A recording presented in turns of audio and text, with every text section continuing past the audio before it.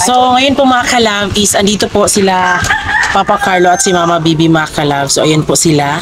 Dahil bibili po kami ng baboy dahil kung sa Bisaya pa mga kalab, pahalipay sa fish pan. So, pagpasensyahan nyo na mga kalab kung minsan lang po kami makapag-vlog sa fish pan dahil inaalagaan din po namin yung privacy po ni Mama at Papa Carlo mga kalab. Dahil alam nyo naman po nagka-problema sa fish pan kasi kung madami pa kaming mga anik-anik sa fish pan baka hindi ko alam kung ano ang mangyayari mga kalab, pero pagpasensyahan nyo na kung minsan lang. Pero for today's video po ay yun nga, maghahanap po kami ng mga baboy mga kalab dahil pahalipay mga kalab sa fish pan. At ito po yung mga kasama, ayan po sila Usting. Oh, let's go!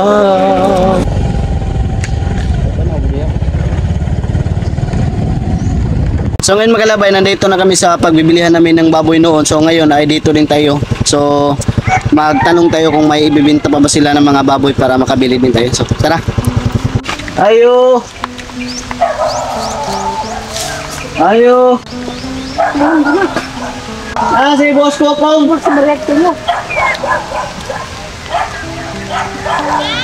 Si Boss Kokong. Napalit ang baboy. Napalit ng baboy. So dito kami bumili po ng mga biik namin noon at ngayon is babalik tayo dito. Ay. Isa na yung baboy mo ba? Ano yun nun bitaw day? May mo pili o kuan ba? Aw kapag to mga anak ko. Pero pizza J's kanto na lang kay naghalad ng anak. Pila po lang baboy niya. Tubok naman dito. Boss, balik dyan baboy, boss. Okay, baboy, balik dyan nyo. So, nanggaling kami doon sa pagbibili namin ng baboy noon. So, sinabihan na kami na ubos na daw. So, dito kami sa kapitbahay nila.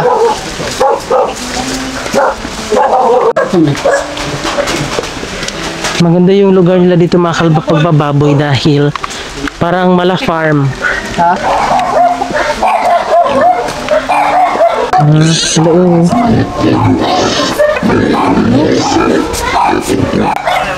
Kating kag bulldog dito nun. So ayun mga kalab, so nandito kami sa kapitbahay ng Ilabos Kokong. So ngayon ay hindi kami nakaangay sa presyo. So doon tayo sa kabila. Wala ka. Kana? Medyo mahal mga kalab.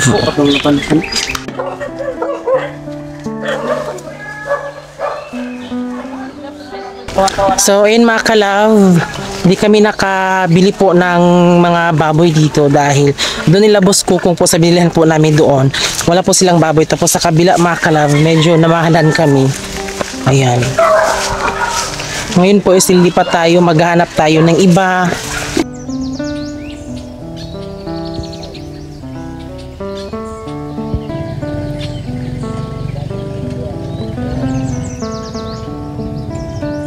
Ayo! Mapalit nagbenta! Ayo! Tanami siyang baboy, be! Baboy! Baboy! Baboy! Wala mo nagko ng baboy, te? Ha? Ay, Lino. Kani Lino, ako, kaila ka na ha. Ayo! Baboy, Baboy ba, baboy? Karang litsonon?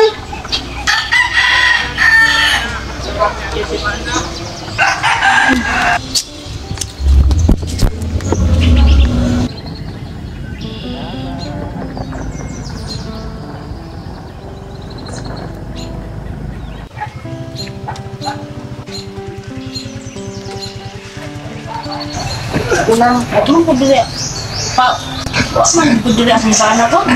Hindi, may nakapalit itong na mahal ito yung kuwan ko. 300. Alas santa ka is. Para na kayo. Ay mo ni baboy Andre ka? Sino baboy Andre? Sa wakas mga kalab, sa layong paglalakbay namin mga kalab, dito lang kami nakabili dito sa malapit pala sa aming lugar mga kalab, sa Bandol. So sakop pa rin to sa Bandol mga kalab, pero yung tinatawag na dito sa barangay ay Mao. So ito yung nabili. Ay hindi yan malaki ito ha. So naghahalagang 8,000 tapos pinatawad kami ng 100. So 7,9. Yan. So yun mga kalab, na pag-isipan namin mga kalab, sa birthday na lang nila mama to mga kalab para mas lumaki pa. So isasabay na lang sa birthday po nila para ngayong 16. So para mas napay sana Tubok pa. para mas lumaki pa siya. Nandito sa itambay sa tuwa. Yung baboy ay dadalhin doon sa aming bahay mga kalab. Doon muna ilalagay mga kalab para kami muna yung mag-alalaga, pero si mama po yung magbili ng pagkain. At lalagyan din namin ng King's Vita Plus para mas energy. Ayan. Ang bitaw. Bahog ganun ko lang. So, napansin ko mga kalab, kapag meron kaming nakitang mga inahin, bakit ang liliit or parang masasabi ko na malnourished mga kalab? Kasi pala, bawal nga palang pakainin ng marami po kung gusto mong mag-inahin. Kasi sa amin ni Francis mga kalab, yung inahin namin, ang laki. Sabi no? Sobrang taba. Oh, sobrang taba ng aming inahin. Kaya pala, nakikita ko yung mga inahin pala, talagang di pala sila dapat pabongga yung pagkain talaga para syempre pag di po maano yung anak nila. Ngayon ko lang din nalaman mga kalab. Tignan niyo po yung kanilang inahin mga kalab. Oh. Diba? Ang payat. Ayan.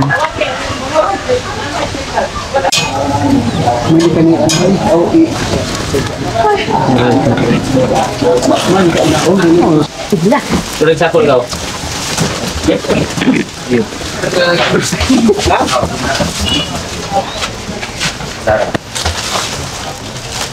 Anda ko na nagawal.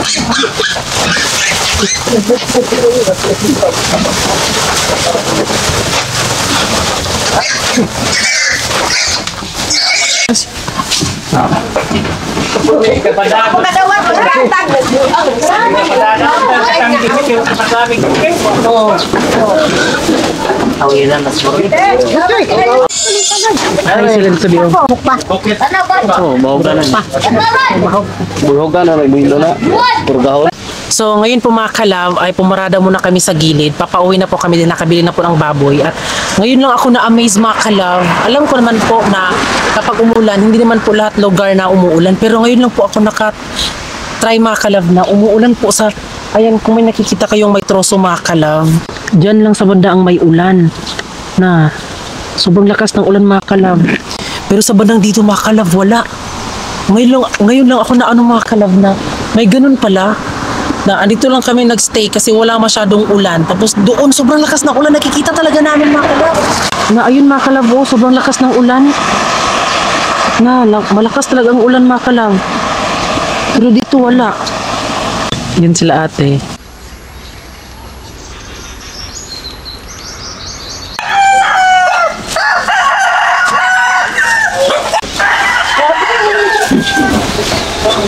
Ako naman balay.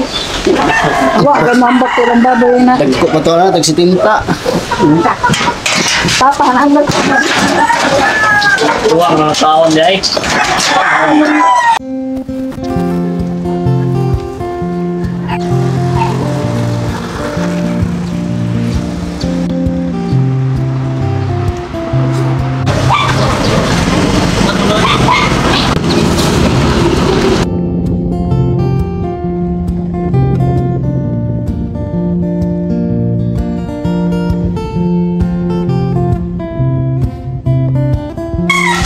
So ngayon po mga kalab ay meron na po kaming nabili po na pagkain po ng baboy. Ayan, itong Ultra Pack mga kalab na grower. So yun po yung tanging sekreto po namin, grower na Ultra Pack. At bibigyan namin siya ng vitamins na King's Vita Plus Animal Feed Supplement, di ba? So yung baboy po ni mga kalab. Ayan. Titingnan nyo mga kalab ha kung magbabago ba siya dahil dito muna ipano ni Mama Bibi mga kalab yung baboy niya kasi syempre di ba napansin din ni Mama Bibi na magaling yung kamay namin na kaming tatlo po nila friends Giselle na nag-aalaga dito sa baboy kaya ito papaanuhin mo na siya mga kalab kasi ang ano kasi ngayon is July 4, 2024 so yung birthday po ni Mama Bibi po ay July 16, 2024 so dito muna tapos nagpaano naman po si Mama Bibi po ng pagkain ng baboy mga kalab. Yun. So sa mga hindi nakakaalam ha, I'm sure baka siguro hindi nyo nakita, baka magtaka kayo kung sana yung baboy baboy nyo ganyan. So yung baboy na mga kalab is gibaligyan na namong baboy kung duha ka buok, so nagkuan mi nga dapat kuan ang isa ka baboy mong anay, pero karon gikuan na namo din, di pa po kami naglagay po ng baboy dito mga kalab kasi gusto mo na namin mag-relax. Yun po, at alam niyo mga kalab, kapag nagbababoy kami mga kalab, talagang ubusan talaga ang pera namin talaga kasi pagkain sa baboy, pagkain dito sa ganyan, talagang ubusan talaga. Pero napansin ko mga kalab na wala na po kaming baboy mga kalab, talagang nakukontrol na namin yung mga budget namin dito sa bahay, at meron pa talagang natitira at marami pa kaming nabibili. Pero kapag meron kaming baboy mga kalab, talagang yung pagbababoy talaga dapat meron ka rin talagang konting negosyo po, or basta para mapagkukunan po ng pagkain po sa baboy, kasi kawawa talaga ang baboy kapag wala kang mano na pagkain. At ito po, at yung tanging sikreto lang po namin mga kalab ha, kung bakit ito malaki ganyan, bongga po talaga kami magpakain po sa baboy namin mga kalab. Bongga kami magpakain. Hindi namin pinapalipasan ng gutom yung baboy namin mga kalab, kahit minsan maubusan yun, at binibigyan din namin ng mga kalab, kangkong yung baboy, minsan kangkong yun. Kaya ito po King's Vita Plus, ilagay natin dito sa cellophane sa pagkain ng baboy mga kalab. At ngayon ay hahalo na natin yung King's Vita Plus, at tapos nagbili din kami ng pampurga, Latigo 1000 po yung may iba-iba po tayong gagamitin natin ng pampurga sa baboy mga kalab, kasi sa atin na po yan. Ngayon ay ito po yung nagamit namin talaga pampurga. Nakasanayan namin. Nasanayan namin yung Latigo 1000 yung ginagamit namin. So ngayon ay dim-dim mo ni. So ngayon ilalagay natin yung King's Vita Plus, ihalo lang. Wala pa itong side effect mga kalaba. Yes, hindi din po yan nakaka-overdose. Yan na ganun lang. Masarap to, parang gatas. Pwede ka gawing pulburon. Kuha na sin. Si.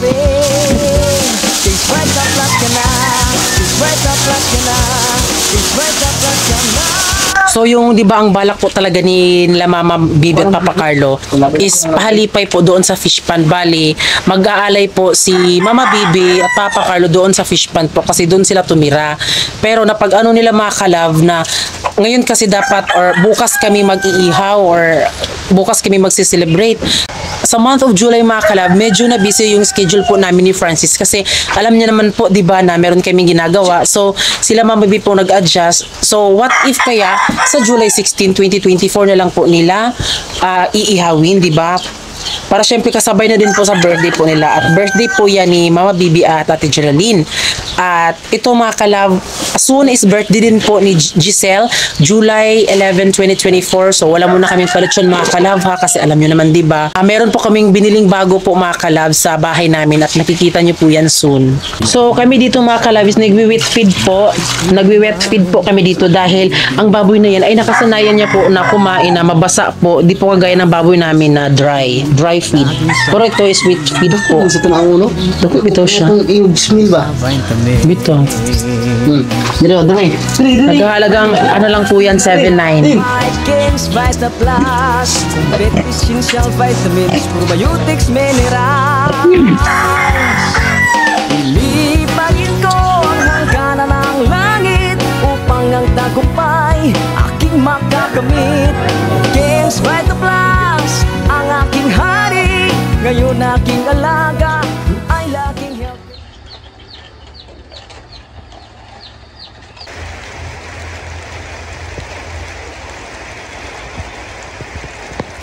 So ngayon mga kalabay, magluluto po tayo na Kuya Mas at saka mga palaka. Ilalagay natin dito sa ating kawali. Kung nakikita nyo mga kalabyan ay Kuya Mas at saka yung palaka at may crabs, may tilapia at saka may busain. Halo-halo po yan.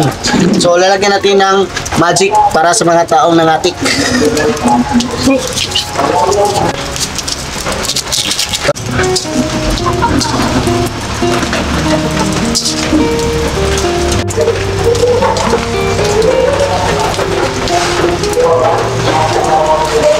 Siya ang kagahapon mo, ako ang ania karon.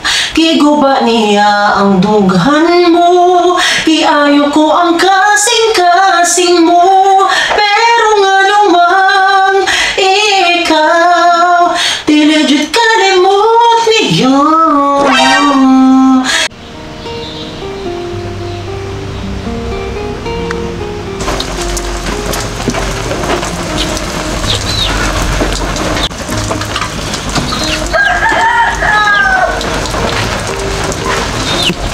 So, ayun mga kalab, di ba, ito yung, nung unang pagpunta ko doon sa Fish Pan, ito yung unang pinatikim mo sa akin, itong Kuya Mas. Naalala mo yun, B? Naalala ko noon. Tapos, kung baka magtaka ka, kung first time kita na pinapatikim nito, yan ay, ito po yung mga pang-ulam namin doon sa Fish Pan talaga. At sana, yan po ay pinapatikim ko para masanay ka talaga yung mga palagi pong ulam namin. Ito po talaga yung mga gulay, marami po yung mga ulam doon sa magkugi ka lang yan. Yes, sobrang sarap po talaga mga kalab. Yun yung una kong nakain doon sa Fish Pan. Ayan, kumukulo na. O, diba? Yummy. Pero adobo ba ito sa una, B? Gulay, ginataan na. Ako try ginataan na. Naluto na po! So ngayon ay kakain na tayo doon. Ngayon ay dadalhin natin doon sa loob. Doon na lang natin to ilipat sa lalagyan. So ngayon, ito na po yung itsura. Oh, napakasarap! Ang Kuya Mas, hinaluan na panang palaka. So yan na, dadalhin natin doon. Ay, sarap. Huwag ka ng luto. Ayan, ito na po yung Kuya Mas at saka palaka. Hinahalo natin. So, napakasarap po yan. So, ngayon, ilipat na natin. Huwag na tayo madaming daldal.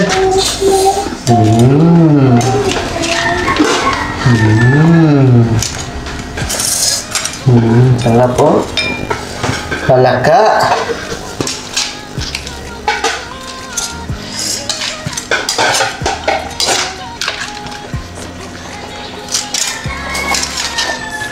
Alimangi.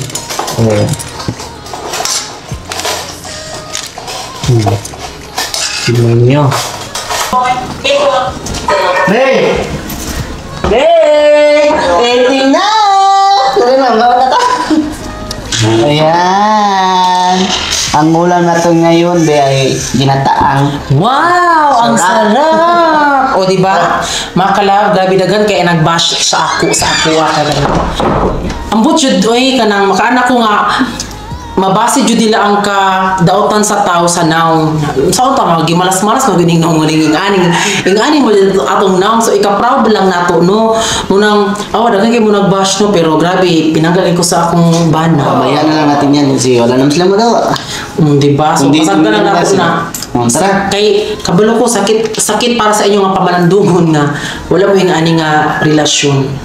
Diba? So sa maigo lang sa mga dili lamig mga love life. Dagan kayo nag-comment kayo dito sa Facebook, ambot.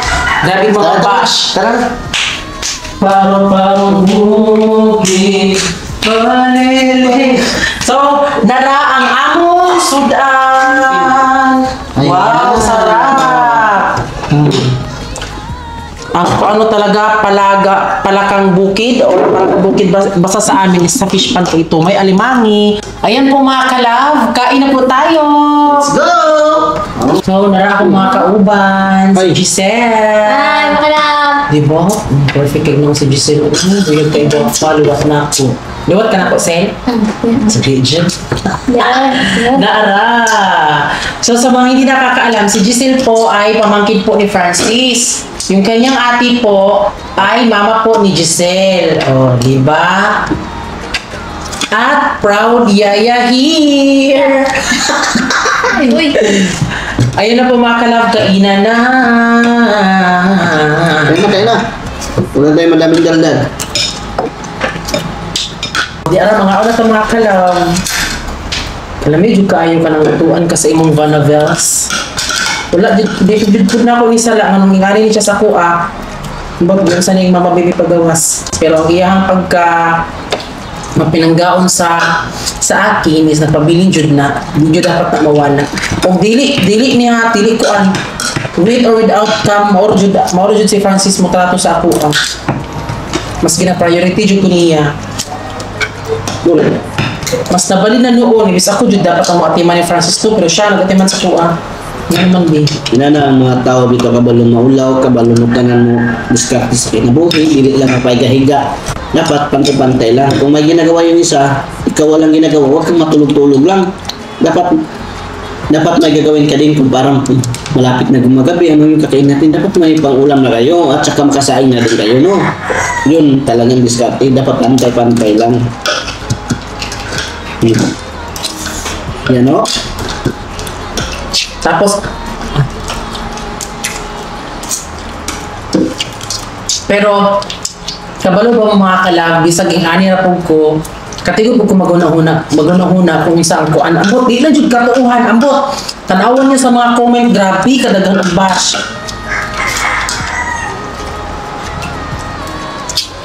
Dili nila matuuhan sa akong naong.